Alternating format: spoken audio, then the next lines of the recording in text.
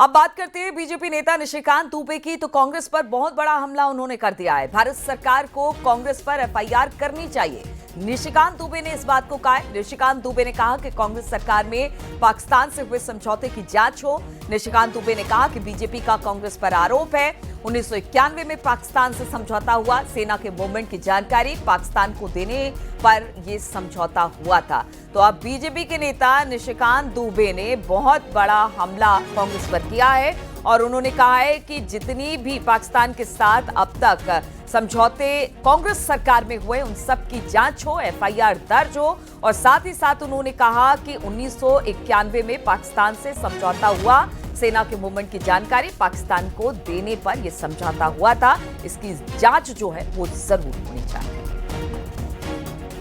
सवाल ये हमारी सरकार और आपकी सरकार का नहीं है। सवाल ये है कि 1947 से पाकिस्तान को हम आतंकी राष्ट्र मानते हैं। 78 साल से कश्मीर के मुद्दे पर हमारी उनके साथ लड़ाई चल रही है। हमारे कश्मीर के हिस्से को पाकिस्तान ने अपने कब्जे में कर रखा है।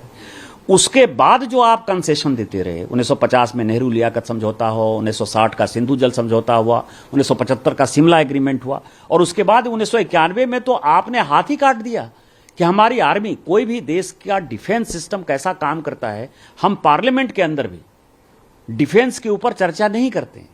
पार्लियामेंट के अंदर भी डिफेंस के स्ट्रेटेजिक चीजों के बारे में कोई जवाब नहीं दिया जाता है।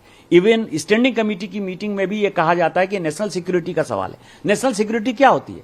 यहां तो आपने हाथ काट के 1991 में जब आप सरकार को समर्थन दे रहे थे, माननीय चंद्रशेखर जी की सरकार को, और 94 में जब नरसिम्हा राव की सरकार थी तब ये इंप्लीमेंट हुआ, आपने तो हाथ काट के लिख दिया कि हमारी आर्मी कहां डिप्लॉय होगी, आपकी नेवी कहां डिप्लॉय होगी, आपका एयरफोर्स कैसे फंक्शन करेगा, वो कैसे एक्सरसाइज करेगा। तो ये सारी बातें क्या देशद्रोह नहीं है? कांग्रेस ने वोट बैंक की पॉलिटिक्स के लिए देश के साथ धोखा नहीं किया कि उनको बांग्लादेशी वोट बैंक चाहिए, उनको पाकिस्तानी वोट बैंक चाहिए, क्योंकि हिंदुस्तान के मुसलमान तो इस देश के नागरिक हैं, उनको पता है कि उनके कब्जे में नहीं आने वाले हैं। ऐसा वोट बैंक जो किराएदार बना हुआ है उस कारण से किया। और मुझे लगता है कि भारत सरकार को इसके ऊपर जो है देशद्रोह का मुकदमा चालू करना चाहिए और इस एग्रीमेंट के ऊपर जो एग्रीमेंट बनाने वाले थे, करने वाले थे, उनके ऊपर वो जिंदा है या नहीं जिंदा है वो उनका अपना सवाल है, लेकिन किस परिस्थिति में हुआ ये देश को बताना चाहिए और कांग्रेस के ऊपर एफआईआर करना चाहिए। और उधर कांग्रेस ने निशिकांत दुबे के आरोपों पर पलटवार किया। कांग्रेस नेता सुप्रिया श्रीनेत ने कहा कि पाकिस्तान से हुए समझौते का बचाव करते हुए कहा कि ये शांति के समय किया गया समझौता था, लेकिन जिस समय ये समझौता पाकिस्तान से हुआ उस वक्त कांग्रेस ने चंद्रशेखर सरकार से समर्थन वापस ले लिया था।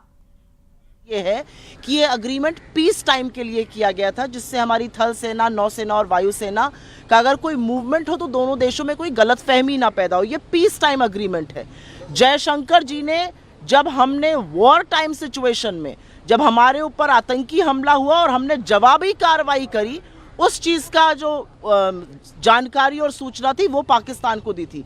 बीजेपी मनगढ़ंत कहानियां, मनोहर कहानियां अगर रचनी बंद कर देगी तो इस देश की सुरक्षा शायद बेहतर कर पाएगी। रोज नए फर्रे लाकर आप अपनी बेवकूफी दिखा सकते हैं, लोगों को बेवकूफ नहीं बना सकते। योगी सरकार जनता से किए गए वादों को पूरा करने में कोई कोर कसर नहीं छोड़ना चाहती।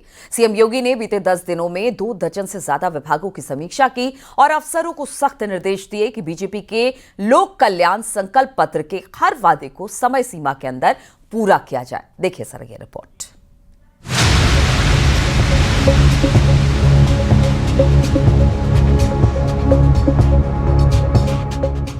सीएम योगी ने सुशासन को अपनी सरकार का मूल मंत्र बनाया है। पिछले 10 दिनों में सीएम ने 24 से ज्यादा विभागों की समीक्षा बैठकों में हिस्सा लिया। इन बैठकों में सीएम ने अफसरों को साफ निर्देश दिए कि जनता के लिए चल रही योजनाएं संकल्प के साथ धरातल पर उतारी जाएं। जो भारतीय जनता पार्टी के लोक कल्याण संकल्प पत्र में वादे थे, मुख्यमंत्री योगी आदित्यनाथ अपनी इन समीक्षा बैठकों में एक एक वादे को पूरा करने के लिए जुटे हुए हैं। यही वो वजह है कि पिछले दिनों मुख्यमंत्री योगी आदित्यनाथ ने 2 दर्जन से ज़्यादा विभागों की समीक्षा बैठक की और अफसरों को निर्देश दिए। मुख्यमंत्री योगी आदित्यनाथ की मंशा है कि सुशासन के मंत्र को आगे बढ़ाते हुए एक बेहतर सरकार और जनता की सरकार का जो वादा किया है उस पर कायम रहना है और उस मिशन को आगे बढ़ाना है। साल 2022 में फिर से बीजेपी की सरकार बनते ही सीएम योगी ने लोक कल्याण संकल्प पत्र को अपनी प्राथमिकता बनाया। इस संकल्प पत्र में किए गए वादों को पूरा करने के लिए सरकार ने तेजी से कदम उठाए। किसानों का कर्ज माफ, सिंचाई के लिए मुफ्त बिजली और युवाओं को टैबलेट वितरित जैसे कदमों ने समाज के हर वर्ग को लाभ पहुंचाया। सीएम योगी सुशासन की सरकार के मंत्र को साकार करने में जुटे हुए हैं। इसके लिए मुख्यमंत्री योगी आदित्यनाथ पिछले दिनों अगर देखा जाए तो लगातार विभागों की समीक्षा बैठक कर रहे हैं, अफसरों को निर्देशित कर रहे हैं और उत्तर प्रदेश के विकास से जुड़ी जो तमाम परियोजनाएं हैं उनको जल्द पूरा कराने का निर्देश दे रहे हैं। यानी कि आम जनता की सरकार का संदेश लेकर मुख्यमंत्री योगी आदित्यनाथ आगे बढ़ रहे हैं। 2027 के विधानसभा चुनावों से पहले सीएम योगी ने लोक कल्याण संकल्प पत्र को पूरा करने के लक्ष्य रखे हैं। उनके समीक्षा बैठकों में अफसरों को समयबद्ध कार्य योजना और पारदर्शिता के साथ काम करने के निर्देश दिए गए हैं। लखनऊ से न्यूज़ 18 के लिए संकेत मिश्र की रिपोर्ट।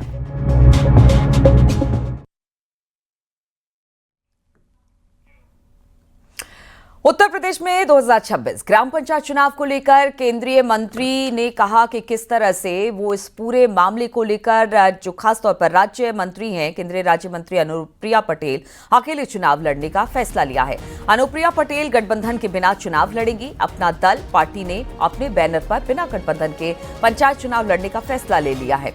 अनुप्रिया पटेल ने कहा कि पंचायत चुनाव के लिए हमारे कार्यकर्ताओं ने कमर कस ली है, गठबंधन पर कोई बात नहीं हुई है।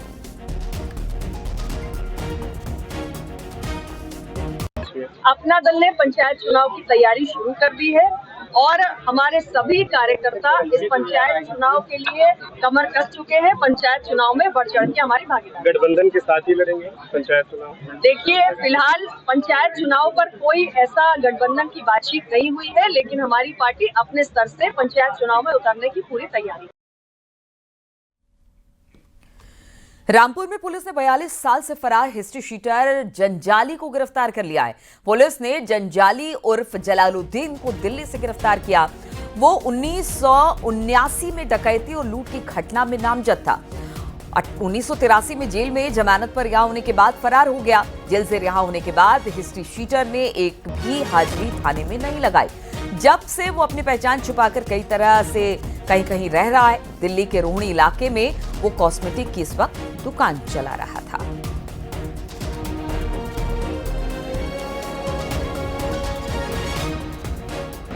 पंकज पंत और उनकी टीम द्वारा एक ऐसे व्यक्ति जो थाना शाहबाद के रिकॉर्ड में हिस्ट्री शीटर के रूप में दर्ज था, जिसका 43 साल से कोई अता पता नहीं चल रहा था, सत्यापन के दौरान जानकारी की गई।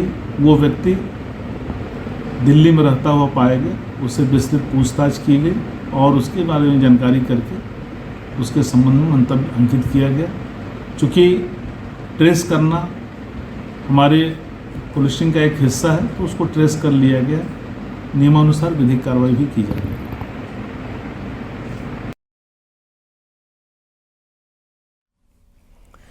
पीलीभीत में एक तेज रफ्तार बेकाबू कार पेड़ से टकरा गई। हादसे में एक शख्स की दर्दनाक मौत हो गई, जबकि दूसरा शख्स इस वक्त काफी गंभीर अवस्था में अस्पताल में एडमिट है। उसकी हालत बेहद नाजुक है।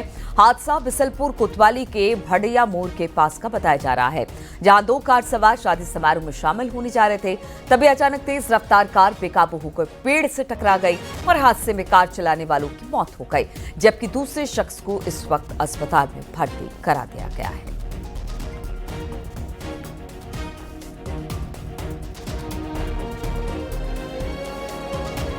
स्वास्थ्य केंद्र में ये 2 व्यक्ति आए थे, एक अमित जायसवाल और रोहित वर्मा, निवासी कुलवागर बसिता के आए थे। इनका एक्सीडेंट जो हुआ था, ये आपके बरनी रोड पे मिनट का एक्सीडेंट हुआ है इनका। इसमें जो रोहित वर्मा थे ये मृत अवस्था में लाए गए हैं और अमित जायसवाल ये गंभीर रूप से घायल थे। प्राथमिक उपचार करने के उपचार जिला अस्पताल के लिए रेफर कर दिया गया है।